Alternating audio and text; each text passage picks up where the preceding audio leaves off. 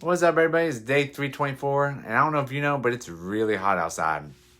I'm not one to usually complain about the heat, but it is pretty hot out there. I did get some work done outside, but I did spend most of my day inside calling from 9:15 to 1 o'clock. Made a bunch of good calls, called some neighborhoods, and called some of the people that I haven't talked to in about 6 months, and had some really good conversations. So that was nice, and hopefully something pans out from it.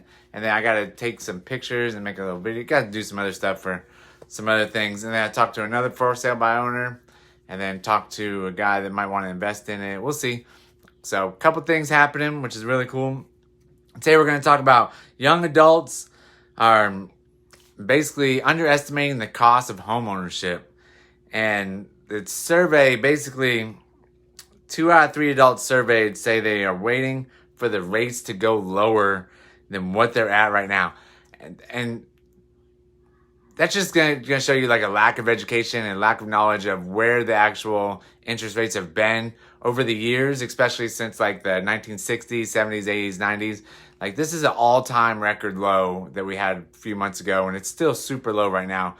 Unless they want to just like get crazy with the economy and crazy inflation, then drop the interest rates, but I doubt it's going to happen. And to think about when interest rates were 18, 19% back in the 70s or early 80s, late 70s, early 80s, this is a blessing. Like those were credit card rates back then. And so that just goes to show like a lack of education for the millennials. And the millennials surveyed are between young adults between 25 and age 40 right now. So, I mean, I wouldn't consider myself a millennial for sure. I'm 44. And of course, the economists predict a rise in interest rates ever so slowly, just kind of creeping up. But obviously, we did hear that the interest rates aren't going to rise last week. And I haven't heard anything about it this week, but I'm pretty sure they're not going to rise this week. Something was supposed to come out. Something's supposed to come out Wednesday. And I should do a little video on it when that comes out. Young adults are underestimating how much they actually need for home ownership. Definitely underestimate how much of a down payment they're going to need, how much their actual financing is going to be, all sorts of things like that. And they underestimate how much they can afford, for sure. Most people do.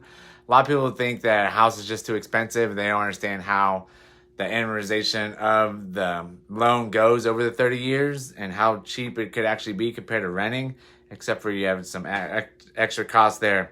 They underestimate how much interest you would pay over 30 years. A lot of them would guess that they would only end up paying like $145,000 on a $300,000 house when you're actually paying about $217,000.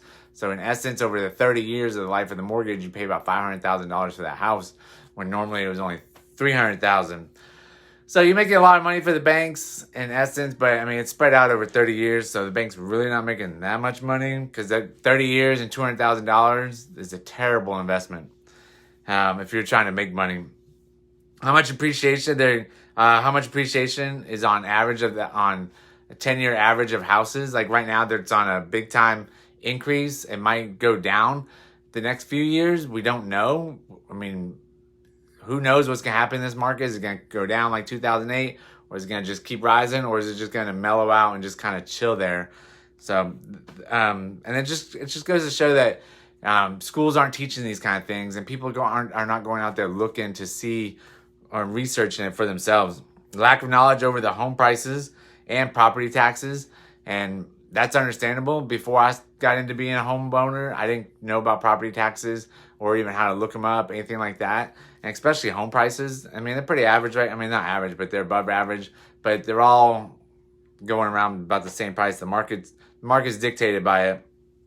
59% of consumers did not know sellers paid most of the commission or most of the real estate agent fees.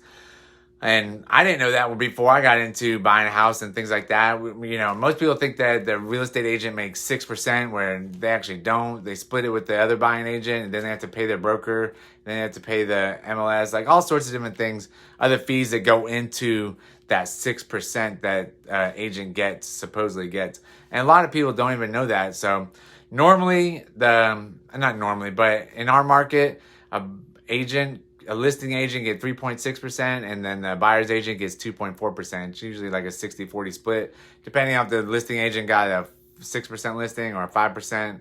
It can all change going into that. But, you should always find out, do a little bit more research and find out ask the buying agent what the broker split is, or what the commission split is with the listing agent. They're gonna tell you. It's not a secret or anything. And most of those people don't even know basic real estate terms like PMI, mortgage, all sorts of different terms like that are kind of standard to real estate agents, and they're kind of standard once you actually get into buying a house and going forward like that, and like interest rates. What else was there? Fannie Mae, Freddie Mae, whatever it is. I made a mistake there. What else? We got FHA, VA, conventional, all those different kinds of loans. Like, those are basic terms that we just throw out there, and we just kind of talk normal. A lot of people don't even understand that. So that's what I got for today. If you're a millennial, reach out to me, ask me some questions, and go out there and make somebody smile today. Have a wonderful day. Thanks a lot. Bye.